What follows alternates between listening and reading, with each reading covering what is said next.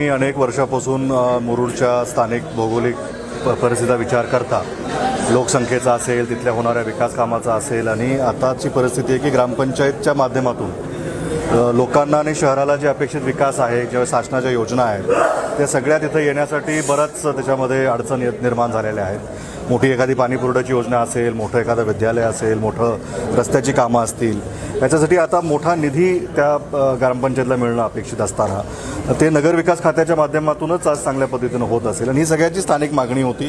प्रत्येक राजकीय पक्ष याच्यामध्ये सकारात्मक पद्धतीनं उतरलेला आहे। नागरिकांची मागणी घेऊन आज कलेक्टरांना तेच निवेदन देण्यात आलं की ज्या काही मागच्या सर्व्हेमध्ये त्रुट्या राहिल्या असतील त्या त्रुट्याला दुरुस्त करून शासनाकडे एक सकारात्मक अहवाल त्यांनी पाठवावा, जेणेकरून मुरुड नगरवासियांची आणि मुरुडकरांची ही अत्यंत महत्त्वाची मागणी तातडीनं शासन पूर्ण करेल। सध्या अधिवेशन चालू आहे।